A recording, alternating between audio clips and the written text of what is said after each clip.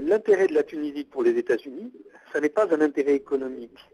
Mais précisément parce qu'il n'y a pas d'intérêt économique, c'est à cet endroit-là qu'ils ont installé les bases régionales de la CIA et du MEPI. Comme il n'y a pas d'enjeu de cette nature, ils ne pensaient pas qu'il y aurait une révolution sur place et ils ne pensaient pas qu'ils pourraient se trouver en difficulté eux-mêmes dans ce pays. Donc ils ont construit une gigantesque ambassade tout à fait à l'extérieur de la ville. C'est un énorme blocos ultra sécurisé. Et ils ont tiré les leçons de ce qui s'est passé il y a maintenant de longues années en Iran.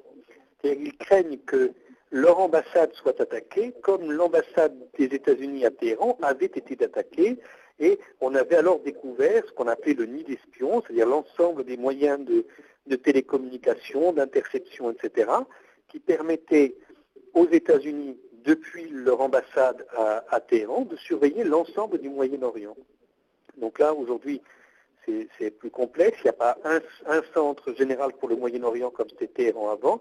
Maintenant, il y a 2 ambassades qui ont cette fonction, qui sont Tunis et Abu Dhabi.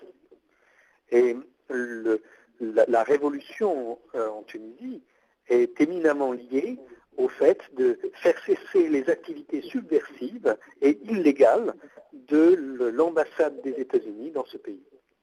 Donc aujourd'hui, la question qui se pose, c'est est-ce que le peuple tunisien va continuer dans sa démarche et est-ce qu'il va poser la première question fondamentale de toute révolution, c'est-à-dire désigner lui-même ses dirigeants, ne pas accepter qu'on lui concocte dans une ambassade un gouvernement d'union nationale, mais exiger de désigner lui-même ses dirigeants et exiger de réécrire la Constitution.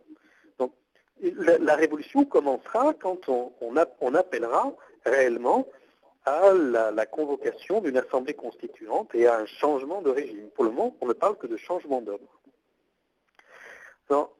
Petit détail dans cette affaire, les Français qui n'étaient pas informés du revirement des États-Unis ont soutenu jusqu'au bout le dictateur et se sont couverts de ridicule avec cela. Mais il faut comprendre que les États-Unis l'ont fait volontairement parce que c'est aussi une manière pour eux d'essayer de récupérer l'influence française dans ce pays.